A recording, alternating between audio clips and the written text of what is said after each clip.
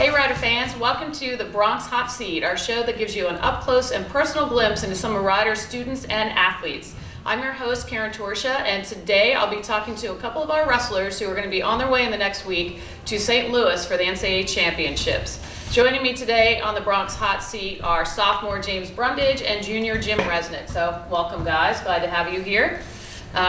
This isn't going to be very painful, I kind of explained before. We're just going to talk a little bit about what's coming up for you. And then put you through our rapid fire Q&A. So I'm sure you both can handle that, right? I mean, you're wrestlers. You're used to pressure situations. So, Riders wrestling team finished 7th last weekend at the CAA Championships, but had two of our individuals qualify for national. James as a qualifier, and then Jim with an at-large berth. So we're very excited for them and to see what next weekend will hold for them. So James, we're going to start with you.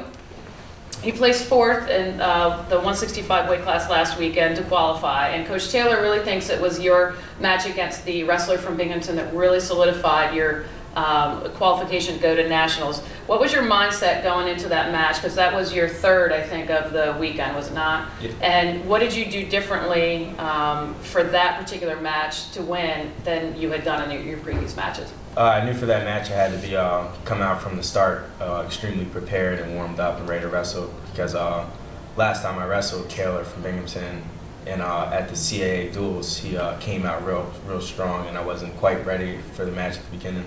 So I got a good warm up, and I knew like everything was on the line here. I have to win this match if I want to go to nationals. And obviously it worked. So the team as a whole may not have done as well as everybody expected at CAAs, but how important was it for you as an individual to qualify for your first national championships, and what are your expectations for next weekend? It was real good to qualify. I fell short of my goals. My goal was to win the conference at 165. But my goal to go in any tournament is the same, to win it. So I look at the national tournaments the same way. I'm going there with the mindset to win it. Good. That's what I like to hear. Now, speaking of nationals, from what I hear from our SID, you got a pretty good draw. You're going against an unseeded wrestler in your first match, and then potentially I think it's against either an 8 or a 9 seed as you progress. How do you prepare for those matches, knowing you could be going against really different skill levels? Are you going to take it one at a time, or do you kind of look at the entire bracket as a whole and try to prepare mentally that way? I take it one match at a time. I'm not a big person on scouting and trying to figure out what the person does. I just try to go out there and wrestle my match and wrestle the same way every time, because I know when I'm wrestling my best, I'm hard to beat. Good. I like that confidence. All right, Jim, we're going to move on to you. You were the 3rd seed last week at CAAs and went 1-1 before you got apparently knocked out. I don't know, literally knocked out, unconscious, and the doctor said you weren't able to continue. So what actually happened in that match where you got injured, and do you think that's going to have an effect on you at all at nationals? Are there any lingering effects from that? In that match, I was knocked out cold. We ended up bumping heads, and I got knocked out cold. It ended up getting that concussion, but I just got cleared, so everything's back. So you're all set? You've been practicing all week and everything? No, I've been taking a couple of days off just to get my head back, feeling right. Good. You're okay now? You don't think there's going to be no lingering effects going into next weekend? No, I'll be okay. Good. You obviously had a more difficult route to get to nationals than James did, and received the at-large bid to the tournament. With the CAAs ending on Saturday, and then the actual brackets weren't announced until Wednesday, you had to wait about 4 days to find out if you'd be going to your 3rd consecutive NCAA tournament. Were you and your coaches confident that you were going to get that at-large berth, and were you nervous up until the time of the announcement? Yeah, me and the coaches were confident that I was going to get the bid, but nothing's ever definite with the at-large bid. So, I was a little nervous, and because of the concussion, I just kind of had to sit around all day and just think.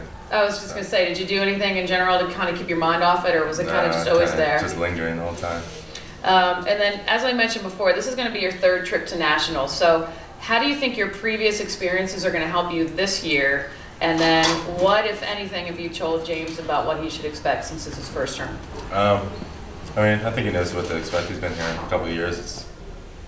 You're wrestling the best guys in the country, and that's what we've done season after season, but it's just pretty much just getting in the grind and being able to go a 7-minute hard match. Good. All right, well now that does it for my wrestling specific questions. That was kind of easy, right? Yeah, not too bad. Okay. So we're going to kind of get to know each of you a little bit better and ask you a couple rapid fire ones. These are, more personal. I'm going to ask you each 2 questions, and just the first thing that kind of comes to your mind, I want you to answer, okay? Ready? All right, James, we're starting with you. If you could have dinner with any 2 famous people, who would they be? Kim Kardashian Well, God, that one came out quick. and I don't know the second one. Jennifer Aniston. Okay, 2 females, good. I wonder why that would be. All right, and here's your next one. If you were stranded on a desert island and could only have 2 things with you, what would they be? And not Jennifer Aniston and Kim Kardashian either. Why not? I don't know. I want to have my mom and dad there with me. Perfect. I'm sure they'll appreciate that answer. All right, Jim, ready? Here's yours. If you won millions of dollars in the lottery, what's the first thing you would do with the money? To be honest, I'd get myself a new car. Because Brundage knows I don't drive the nicest car on campus. You want to share with us what the car is? It's I a don't even know what it 92 is. Corolla. You don't know what it is. That's all right. You know, mine's a little old too. I need a new car as well. And then what the next one would be, what's the strangest ritual you've seen a teammate or an opponent do before a match? Strangest ritual. I don't really notice many rituals, but I've noticed that Donald has quite a funny warm-up when he's warming up, jumping around. Who's Donald? He's that 197-pounder. Okay. And what does he do? You can answer. Or that Boston kid who meditated. You remember that? No. Oh, we were wrestling Boston, and one kid on the team, I guess, may have been Buddhist, and he was meditating before the match. It's the first time I've ever seen that. Okay. I can't imagine. I've never seen a wrestler meditate. I see you guys jumping rope, you're running around, you're Yeah. doing stuff, keeping yourselves warm, but meditate wouldn't be one I would think you would be doing, so. All right, well, that actually does it for all the hot seats. I told you this was easy. This was a simple one. So we do want to thank James Brundage and Jimmy Resnick for joining us today on the Bronx Hot Seat, and we're going to wish the both of them the best of luck next week at Nationals. For more information on Rider Athletics or wrestling in general, just check out our website at gobronx.com. You can also follow their progress next week on at Nationals as well. So thanks again, guys, and good luck. Come back as All-Americans. All right. Hope to see that. Thanks. Thank you.